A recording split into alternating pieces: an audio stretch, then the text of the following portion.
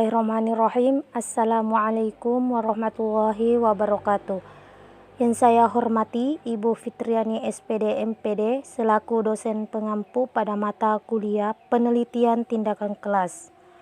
Sebelumnya saya akan memperkenalkan diri.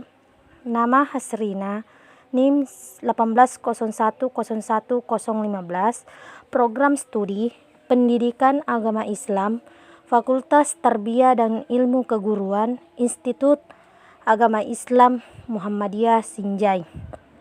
Baik, saya akan mempresentasikan proposal skripsi saya yang berjudul tentang upaya meningkatkan motivasi belajar peserta didik terhadap kebiasaan menyontek di kelas 10 SMK Negeri 2 Sinjai. Baik, adapun pokok bahasan yang saya presentasikan yaitu pertama bagian pendahuluan, di mana di bagian pendahuluan ini terdapat latar belakang, kedua rumusan masalah, ketiga tujuan penelitian, dan keempat manfaat penelitian.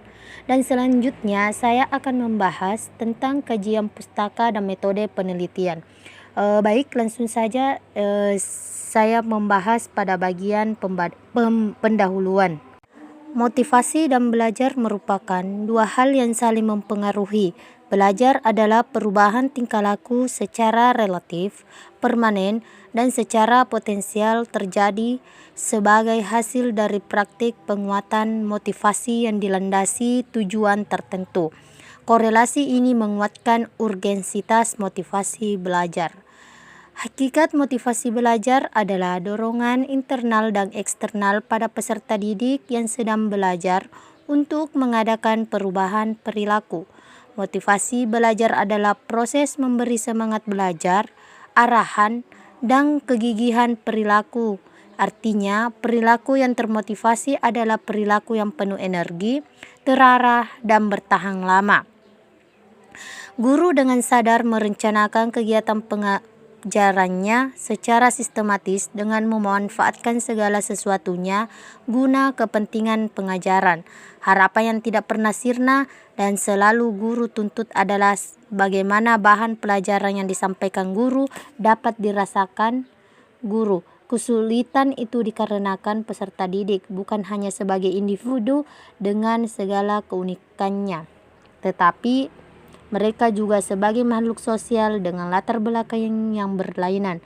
Paling sedikit ada 3 aspek yang membedakan peserta didik yang satu dengan peserta didik yang lainnya, seperti aspek intelektual, psikologis, dan biologisnya.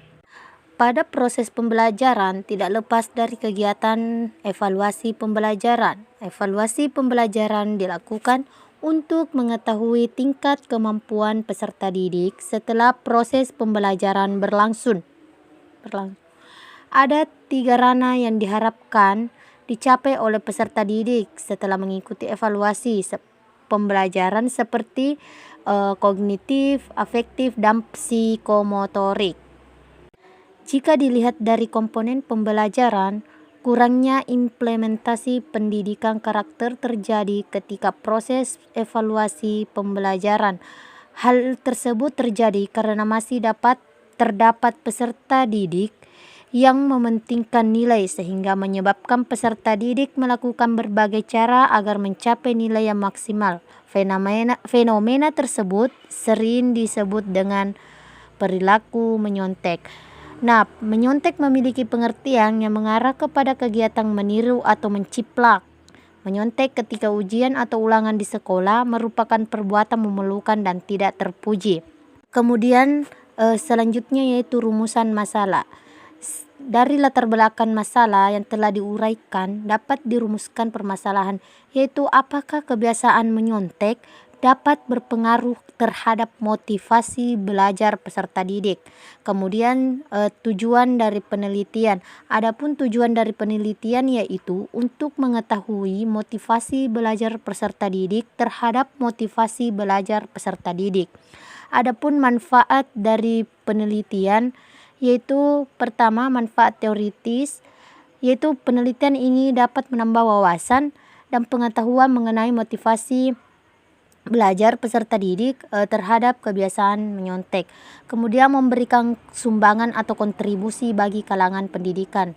Kemudian manfaat praktis yaitu terdapat bagi siswa, yaitu siswa dapat meningkatkan kemampuannya dalam belajar dengan bersungguh-sungguh. Siswa dapat meningkatkan motivasinya dalam belajar, kemudian siswa dapat mengetahui dampak negatif dari kebiasaan menyontek.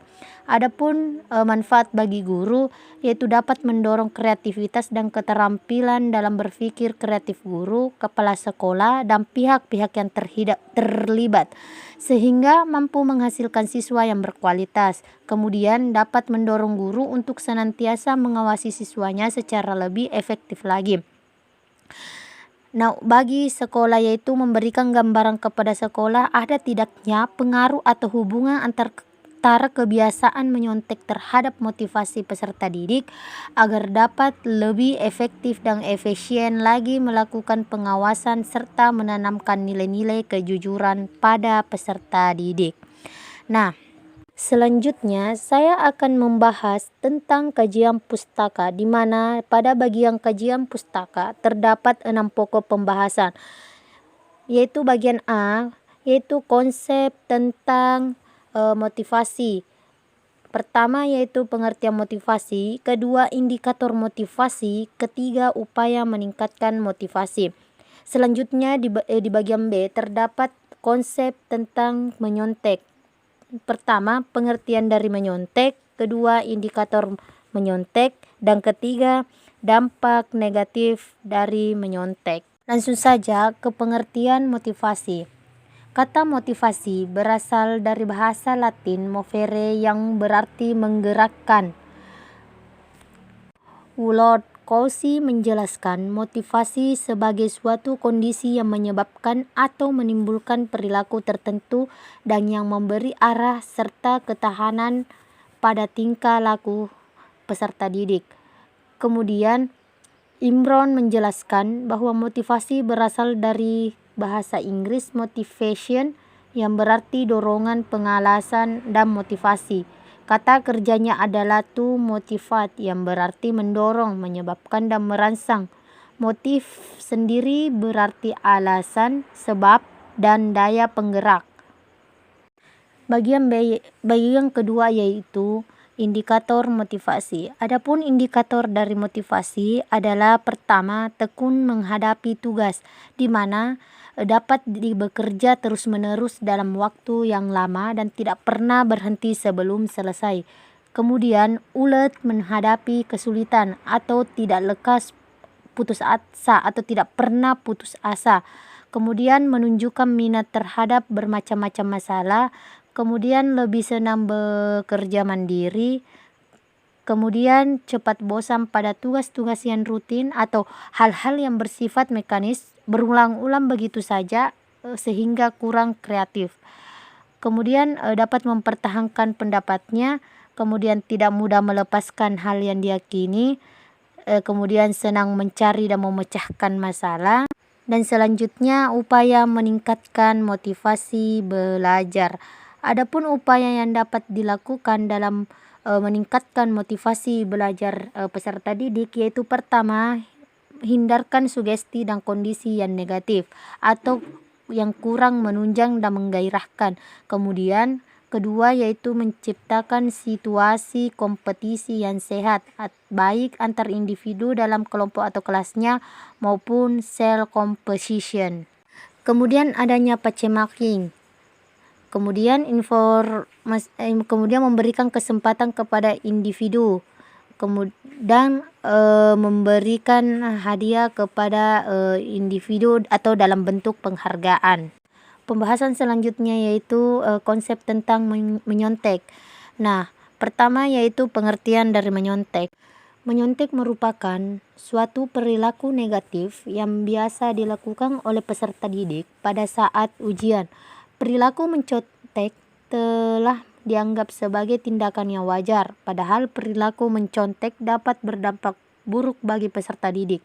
Mencontek secara sederhana dapat dimaknai sebagai penipuan atau melakukan perbuatan yang tidak jujur.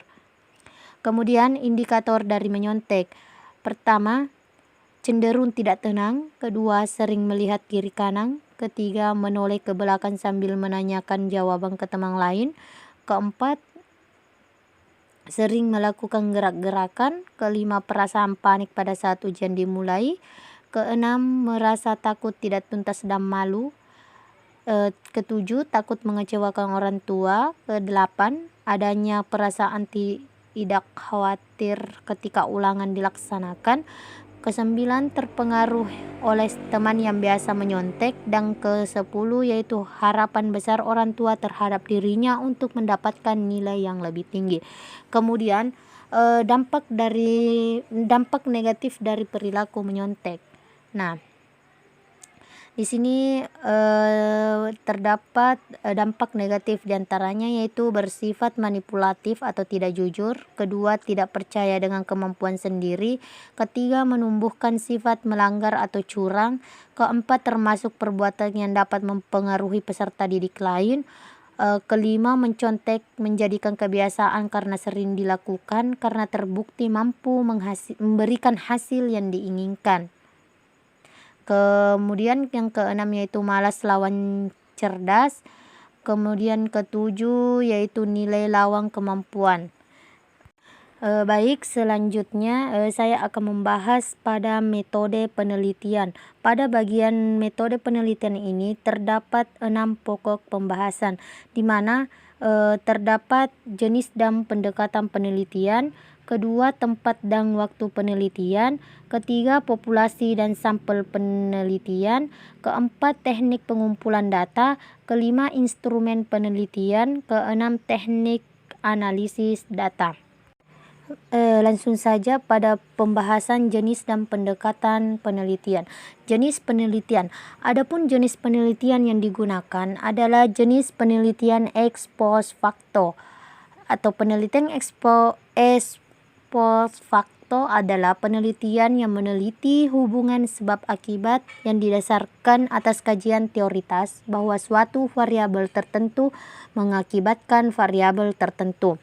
Kemudian terdapat pendekatan penelitian. Pendekatan penelitian yang digunakan adalah penelitian kuantitatif.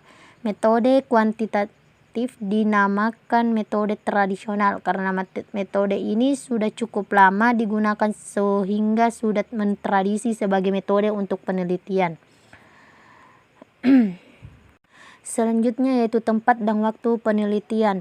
Adapun tempat penelitian ini dilaksanakan di SMK Negeri 2 Sinjai yang bertempat di Jalan Andi Mandasini, nomor 2 Balang Nipa, Sinjai Utara, Kabupaten Sinjai. Waktu penelitian yaitu dimulai dari penelitian awal sebagai pengamatan sementara yang dilakukan pada tanggal 25 Februari 2020, penyusunan proposal pada bulan November 2020, dan penelitian selanjutnya dilaksanakan pada bulan Maret 2021 hingga peneliti mengumpulkan data-data dari sekolah. Kemudian populasi dan sampel penelitian. Pertama yaitu populasi. Populasi merupakan wilayah generalisasi yang terdiri atas objek atau subjek yang mempunyai kualitas dan karakteristik tertentu yang ditetapkan oleh peneliti untuk dipelajari dan kemudian ditarik kesimpulannya. Kemudian populasi dalam penelitian ini adalah semua peserta didik di dalam kelas 10 ATPK SMK Negeri 2 Sinjai. Data populasi siswa pada kelas ATPK berjumlah 17 orang peserta didik. Kemudian sampel. Sampel merupakan bagian dari jumlah dan karakteristik yang dimiliki oleh populasi tersebut. Apabila populasi besar dan peneliti tidak mungkin mempelajari semua yang ada pada populasi, misalnya karena keterbatasan dana, tenaga, dan waktu, maka peneliti dapat menggunakan sampel yang diambil dari populasi itu. Untuk itu, sampel yang diambil dari populasi itu harus betul-betul representatif atau mewakili. Kemudian teknik pengumpulan data. Teknik pengumpulan data adalah langkah yang paling strategis dalam penelitian karena tujuan utama dari penelitian adalah mendapatkan data. Tanpa mengetahui teknik pengumpulan data, maka peneliti tidak akan mendapatkan data yang memenuhi standar data yang ditetapkan.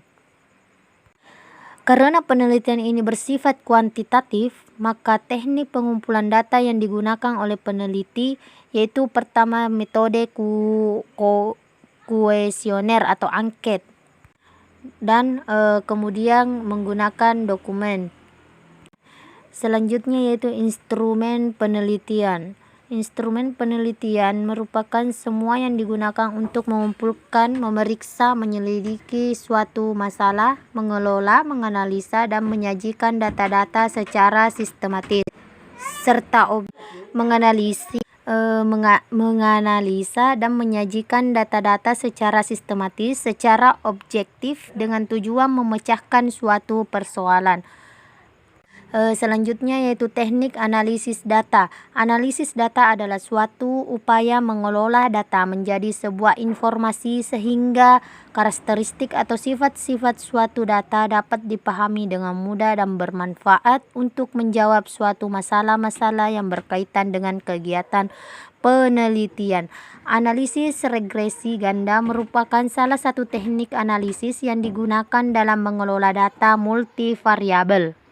Analisis regresi ganda digunakan bila penelitian bermaksud meramalkan bagaimana keadaan naik atau turunnya variabel kriterium bila dua atau lebih variabel prediktor dimanipulasi. Jadi analisis regresi ganda akan dilakukan bila jumlah variabel prediktor minimal 2. Sebagaimana uraian tersebut, untuk mengetahui persamaan regresi bagi masing-masing variabel prediktor dapat dilakukan dengan cara perhitungan regresi sederhana, yakni regresi Y atas X1 dan regresi Y atas X2. Regresi berganda adalah pengembangan dari regresi linear sederhana, yaitu yang sama alat yang dapat digunakan untuk memprediksi permintaan di masa yang akan datang. Adapun langkah-langkah analisis yang dilakukan yaitu pertama, uji normalitas. Yang dimaksud dengan uji normalitas sampel adalah menguji normal atau tidaknya sebaran data yang akan dianalisis. Kemudian uji linearitas. Uji linearitas digunakan untuk mengetahui apakah kedua variabel mempunyai hubungan yang linear atau tidak secara signifikan. Kemudian statistika deskriptif. Teknik analisis statistik deskriptif merupakan teknik analisis data yang bertujuan untuk mendeskripsikan kedua variabel dengan menggunakan presentasi P sama dengan F per N kali 100.